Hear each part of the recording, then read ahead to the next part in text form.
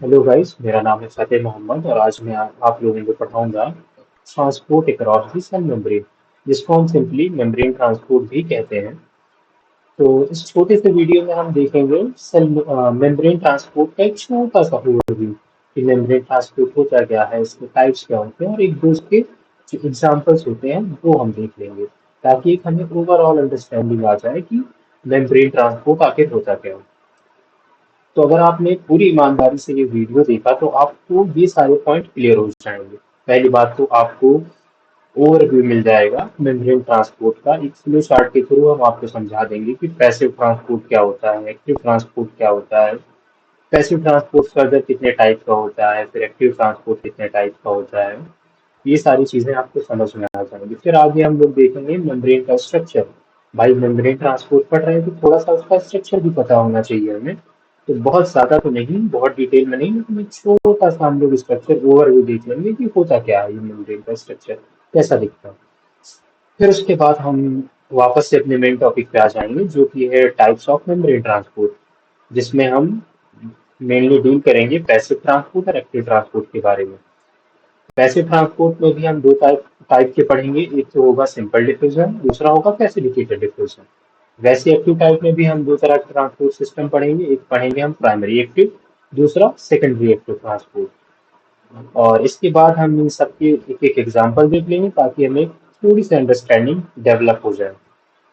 हाँ, तो फिर से मैं आपको बता देता हूँ कि ये वीडियो कोई बहुत डिटेल में नहीं जाएगी, ये वीडियो सिर्फ ओवरव्यू होगा, ऊपर ऊपर की चीजें इसमें टच होंगी ताकि आपको एक आइडिया हो जाए। तो शुरू करते हैं टॉपिक। टॉपिक सबसे पहले आपके मन में आएगा कि मेम्ब्रेन ट्रांसपोर्ट आखिर है क्या। तो अगर आप नाम देखें कि मेम्ब्रेन ट्रांसपोर्ट, तो नाम से ही समझ में आता है कि मेम्ब्रेन के क्रॉस कोई चीज ट्रांसपोर्ट हो रही है।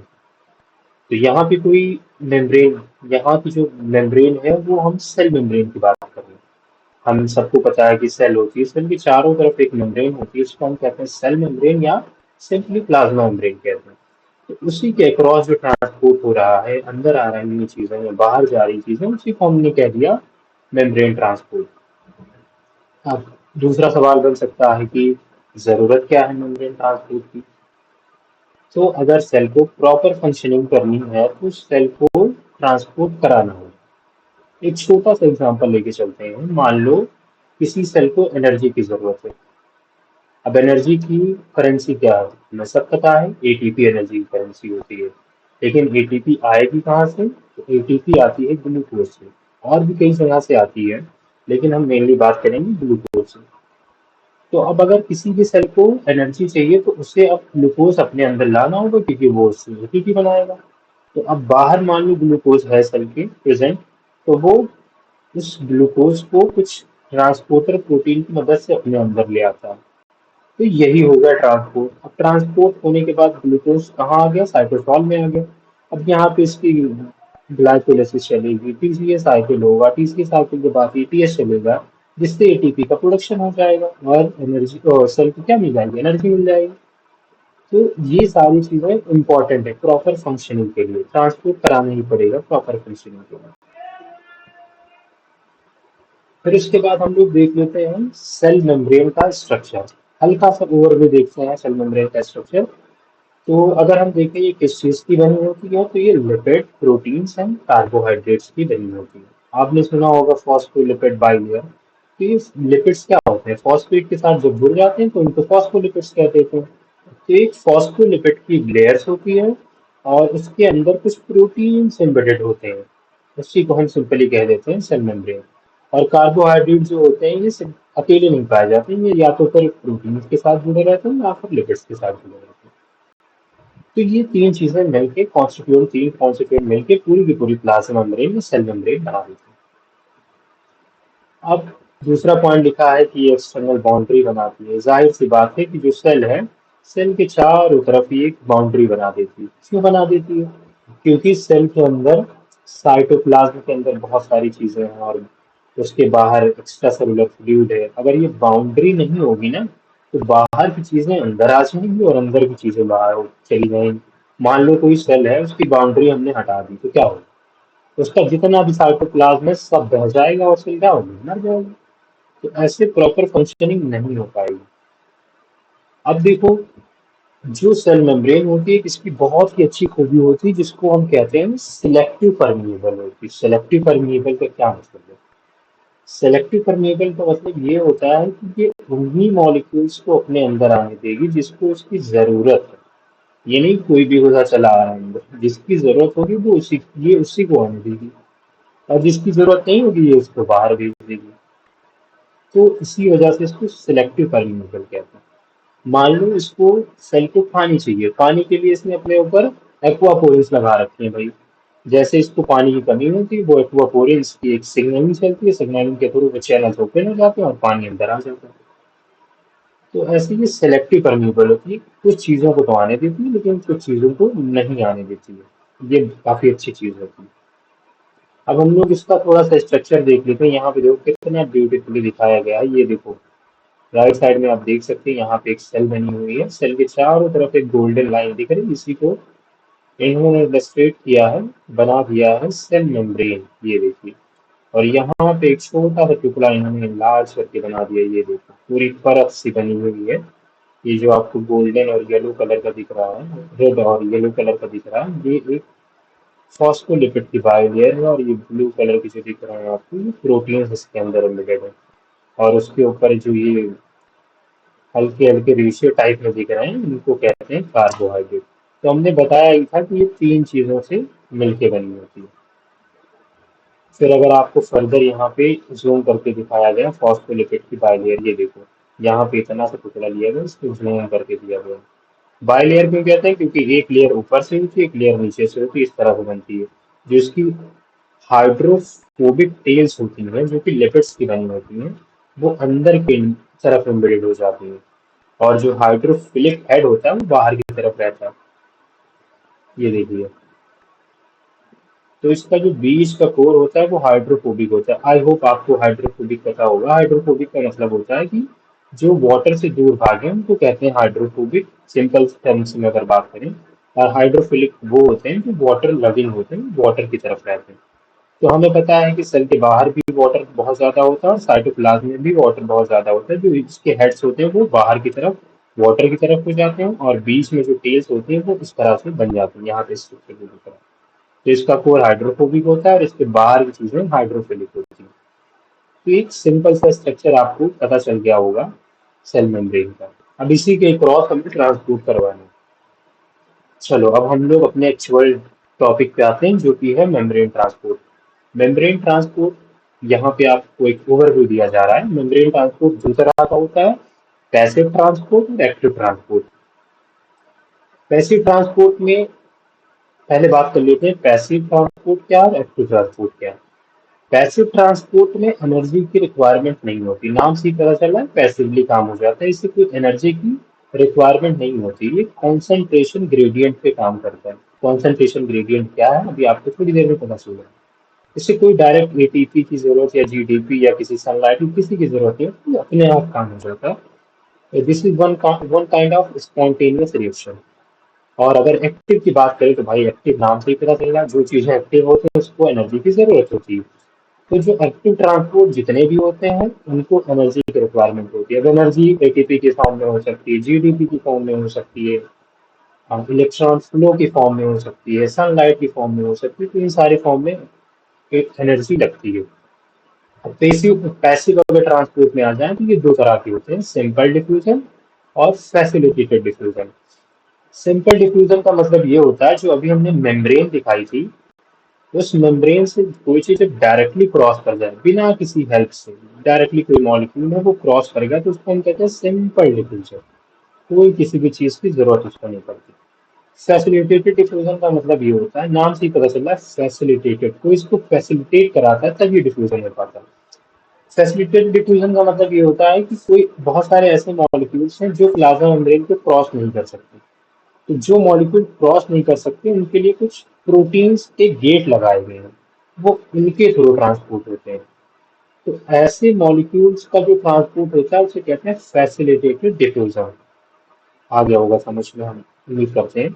सिंपल डिफ्यूजन बिना किसी ट्रांसपोर्ट सिस्टम के वो सीधे प्लाज्मा मेम्ब्रेन को क्रॉस करके अंदर आ गया।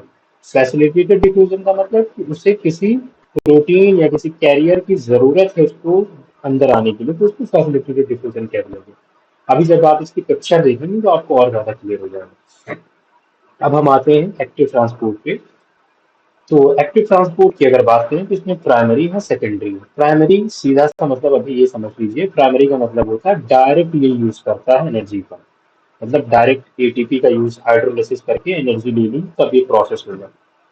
और सेकेंडरी का मतलब ये होता है किसी दूसरे की एनर्जी को यूज करके अपने में चल जाता है। एग्जाम्पल के लिए हम समझ सकते हैं कि हमें पॉइंट ए से पॉइंट बी पे जाना है। तो एक बंदा है वो अपनी मोटरसाइकिल से जा रहा है, तो उसका खुद का पेट्रोल लग रहा है। तो क्या हुआ, ये एक तरह का प्राइमरी एक्टिव प्रोसेस हुआ। लेकिन एक बंदा बड़ा दिमागी है, उसने क्या किया, उसने कहा कि ये जा ही रहा है, उसके साथ हम भी चले जाए। तो क्या हुआ, जो प्राइमरी वाला था उसके ऊपर ये बैठ गया भाई, कहने लगा लेके चलो। तो अब इसका कोई डायरेक्टली खर्चा आ नहीं रहा, ये जो उसने खर्चा किया तो उसके साथ ले जा रहा है। तो ये बहुत होशियार टाइप का ट्रांसपोर्ट होता है, तो जिसे हम सेकेंडरी ट्रांसपोर्ट कहते हैं। चलो अब थोड़ा सा हम लोग इनके बारे में और जानते हैं। पैसिव ट्रांसपोर्ट के बारे में सबसे पहले पढ़ते हैं। इसमें अभी हमने बताया कि एनर्जी की रिक्वायरमेंट नहीं होती है, और ये अलोंग द ग्रेडियंट काम करता है, डाउन हिल।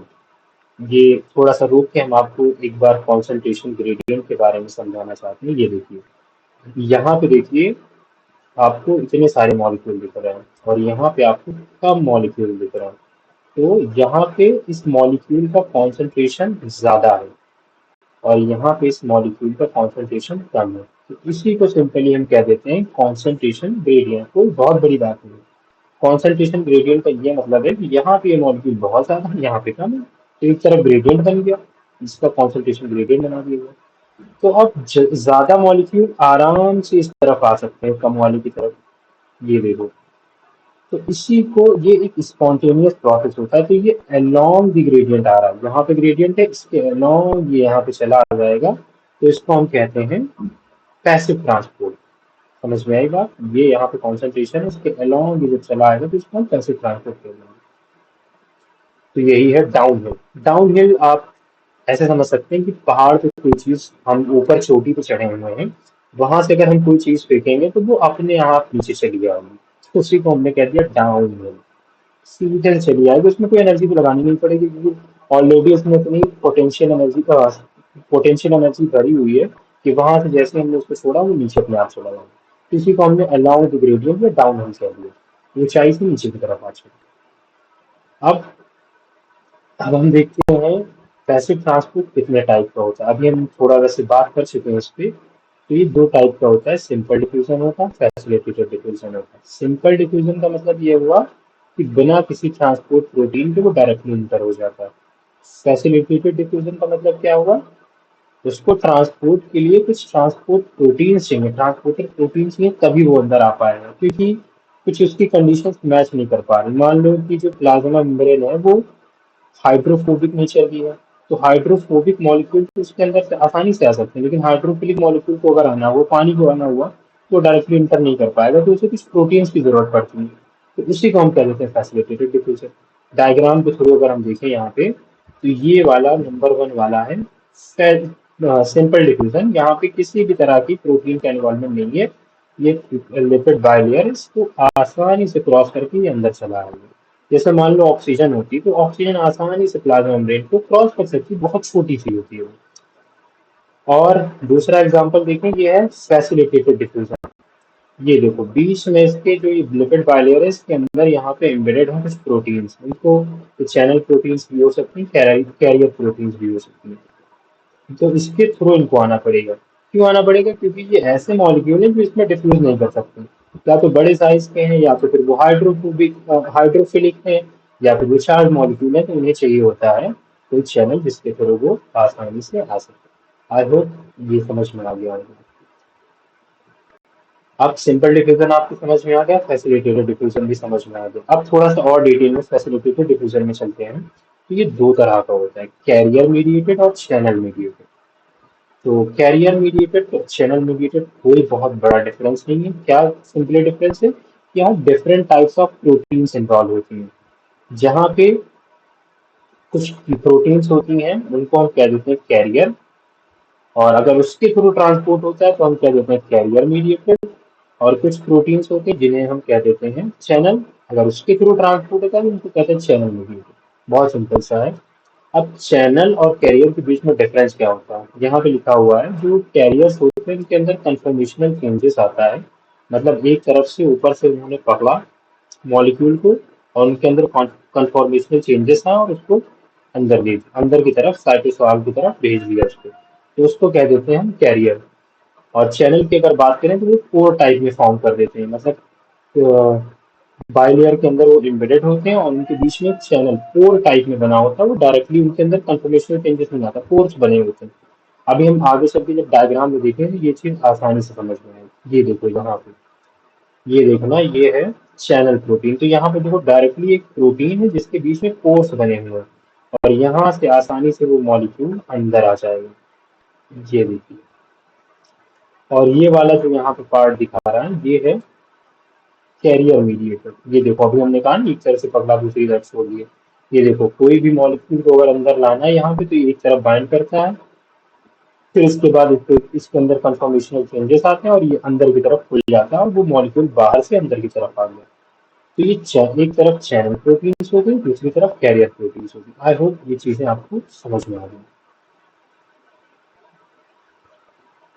और इसका एग्जांपल्स अगर कैरियर का देखें तो ग्लूकोज ट्रांसपोर्ट जो होते हैं लीवर्स की मेम्ब्रेन पे पाए जाते हैं।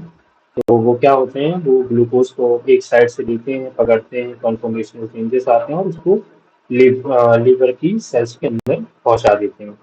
वैसे ही चैनल की अगर बात करें तो जो किडनी की सेल्स होती हैं उसके अंदर एक्वापोरिन्स पाए जाते हैं। एक्वापोरिन्स क्या करते हैं, जब भी सेल को वाटर की जरूरत होती है तो वो ऑटोमेटिकली खुल जाते हैं और वाटर अंदर आ जाता है। तो ये एक्वापोरिन का काम होता है। तो आप, आई होप आपको ये सिंपल डिफ्यूजन, फैसिलिटेटेड डिफ्यूजन के टाइप्स समझ में आ गए होंगे। तो ये हमारा हो गया पैसिव ट्रांसपोर्ट का एक ओवरव्यू। अब हम आ जाते हैं एक्टिव ट्रांसपोर्ट की तरफ। तो एक्टिव ट्रांसपोर्ट एक्टिव ट्रांसपोर्ट की अगेंस्ट कॉन्सेंट्रेशन ग्रेडियंट होता है, बिल्कुल उसका उल्टा। मतलब ये कम से ज्यादा की तरफ जाएगा, उसके उल्टा काम करेगा। और इसको हम कहते हैं अप हिल। तो उधर डाउन हिल था, ऊपर से नीचे आ रहा था, इधर अप हिल। अप हिल का मतलब कि मान लो कोई चीज नीचे है उसको पहाड़ पे भेजना है तो क्या होगा, उसमें डायरेक्ट एनर्जी लगानी पड़ेगी तभी तो वो पहाड़ पे जाएगी। तो उसको हम कह देते हैं अप हिल। समझ में आएगा। मान लो पहाड़ वाली जो बात बताई थी ना कि ऊपर से नीचे छोड़ दिया हमने तो वो डाउन हिल हो गया, ऊपर से नीचे आ गया। अगर अप हिल करना है तो नीचे से हमें ऊपर भेजना है तो उसके लिए हमें एनर्जी लगेगी। तो इस एनालॉजी से हम समझ सकते हैं। और ये हमेशा कैरियर मीडिएटेड होती है। कैरियर अभी हमने बता ही दिया, एक तरफ से पकड़ा, कंफर्मेशन चेंजेस है, दूसरी तरफ छोड़ दिया। तो ये कैरियर मीडिएटेड होती है और इसमें एनर्जी रिक्वायर्ड होती है। और ये भी बता रखा है कि energy ATP, GDP, electron flow, electrochemical gradient इन सब फॉर्म में हो सकता है। अब हम सीधे इसके टाइप्स पे आ जाते हैं, प्राइमरी एक्टिव ट्रांसपोर्ट और सेकेंडरी एक्टिव ट्रांसपोर्ट। अब देखो प्राइमरी एक्टिव ट्रांसपोर्ट में डायरेक्टली एनर्जी का इन्वॉल्वमेंट होता है। मतलब एटीपी का यूटिलाइजेशन कर लिया, जीटीपी या सनलाइट, डायरेक्ट जहाँ पे एनर्जी ली जाए खुद के इस्तेमाल से, वहां पे उसको प्राइमरी एक्टिव ट्रांसपोर्ट कहते हैं। ये देखो यहाँ पे लिखा हुआ है, it is directly coupled with the source of energy like hydrolysis of ATP. इसका सबसे बेस्ट एग्जांपल पढ़ा गया है सोडियम पोटेशियम पोटेशियम पंप। ये देखो यहाँ पे इसका थोड़ा सा मैकेनिज्म समझ लेते हैं। आपको आई होप पता होगा सोडियम पोटेशियम पंप के बारे में कि ये 3 सोडियम को सेल से बाहर फेंकता है और 2 पोटेशियम को सेल के अंदर ले आता है उसी के बदले में। इससे क्या होता है, सेल के ऊपर मेम्ब्रेन पोटेंशियल डेवलप्ड रहता है इसी पंप की वजह से। ये बहुत इंपॉर्टेंट पंप है। तो ये देखो यहाँ पे नंबर 1 डायग्राम में अगर देखें तो ये एक कंफर्मेशन है कैरियर का। यहाँ पे 3 सोडियम बाइंड कर गए। बाइंड करने के बाद देखो यहाँ भी एटीपी का मॉलिक्यूल दिख रहा है। एटीपी यहाँ पे जाके बाइंड करता है, इसकी हाइड्रोलिसिस हो जाती है और इसका फॉस्फोराइलेशन हो जाता है। और इसके अंदर जैसे ही फॉस्फोराइलेशन होता है इसका कंफर्मेशन में चेंज आ जाती है। और ये देखो ये अभी अंदर की साइड खुला था, अब बाहर की साइड खुल गया। तो क्या होगा, 3 सोडियम बाहर चले जाएंगे और 2 पोटेशियम इसके ऊपर बाइंड कर जाएंगे। फिर उसके बाद क्या होगा, इसके ऊपर जो फॉस्फोराइलेशन हुआ था वो फॉस्फोराइलेशन हट जाएगा, फिर ये अपनी नॉर्मल कंफर्मेशन में आ जाएगा और जो दो पोटेशियम अगर से बाइंड थे वो अंदर आ जाए। तो यहाँ पे हमने देखा कि डायरेक्ट एटीपी का यूटिलाइजेशन हुआ, तो इसको हमने कह दिया प्राइमरी एक्टिव ट्रांसपोर्ट। दूसरा हम देखते हैं secondary active transport. Secondary active transport में क्या होता है, दूसरे की एनर्जी को इस्तेमाल करके, जैसे हमने बताया नहीं कि एक बाइक वाला जा रहा है उसी के ऊपर बैटरी चली गया, तो क्या होता है यहाँ पे एक ट्रांसपोर्टर, हम एग्जांपल के थ्रू समझते हैं ज्यादा समझ में आएगा। यहाँ पे सोडियम ग्लूकोज इम्पोर्टर जो हमारी स्मॉल इंटेस्टाइन पे प्रेजेंट होता है, उसको कहते हैं सोडियम ग्लूकोज इम्पोर्टर। यहाँ पे देखो ये ट्रांसपोर्टर प्रेजेंट है। ऊपर की तरफ आप देख सकते हैं ये सेल का बाहरी हिस्सा बताया गया है, ये सेल का अंदर वाला हिस्सा बताया गया। सेल के बाहर देखो कितना ज्यादा कॉन्सेंट्रेशन प्रेजेंट है सोडियम का। ये देखो, ये इस वाले पार्ट को भी इग्नोर कर दो, ये वही वाला पार्ट है जो कि हमने पढ़ा हुआ है कि बाहर सोडियम को कर देता है। तो ये सोडियम का कॉन्सेंट्रेशन यहाँ पे बना हुआ है और यहाँ पे ग्लूकोज का कॉन्सेंट्रेशन कम है। तो अब क्या करना है, ग्लूकोज को अगेंस्ट दी कॉन्सेंट्रेशन बनाना, क्योंकि यहाँ पे देखो ग्लूकोज का कॉन्सेंट्रेशन काफी ज्यादा है और बाहर ग्लूकोज का कॉन्सेंट्रेशन कम है, तो इसको इस तरफ जाना है। लेकिन क्या करेगा, अब ये खुद की एनर्जी नहीं इस्तेमाल करेगा, ये क्या करेगा कि जब सोडियम इसके साथ जा रहा है तो उसी की एनर्जी को ये इस्तेमाल करके अपना घुस जाता है। तो इसने सोडियम की इलेक्ट्रोकेमिकल एनर्जी को इस्तेमाल करके अपना ट्रांसपोर्ट करवा लिया। तो इसी टाइप के ट्रांसपोर्ट को हम कहते हैं secondary active transport. I hope आपको ये सारी चीजें समझ में आई होंगी। अभी इसमें मेम्ब्रेन ट्रांसपोर्ट में थोड़ा सा एक्सोसाइटोसिस, एंडोसाइटोसिस, ये सारी चीजें भी होती हैं, लेकिन वो फिर काफी लंबा लेक्चर हो जाएगा, तो इसको हम लोग फिर कभी देखेंगे। तो कंक्लूजन की अगर हम बात करें तो कंक्लूजन में हमने क्या क्या चीजें पढ़ी, हमने अभी हमने पढ़ा है कि मेम्ब्रेन ट्रांसपोर्ट क्या होता है, उसके बाद फिर हमने प्लाज्मा मेम्ब्रेन का स्ट्रक्चर देखा, फिर हमने टाइप्स ऑफ मेम्ब्रेन ट्रांसपोर्ट देखे जिसमें हमने पैसिव ट्रांसपोर्ट देखा। पैसिव ट्रांसपोर्ट के हमने दो टाइप्स देखे, simple diffusion, facilitated diffusion.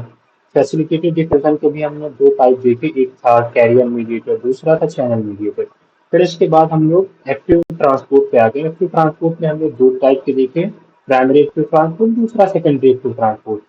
Primary active transport में डायरेक्ट एनर्जी का इन्वॉल्वमेंट हो रहा था, सेकेंडरी एक्टिव ट्रांसपोर्ट में इनडायरेक्ट एनर्जी का इन्वॉल्वमेंट हो रहा था, दूसरे की एनर्जी को इस्तेमाल करके वो आ रहा था। Thank you very much for your patience listening. See you in the next video.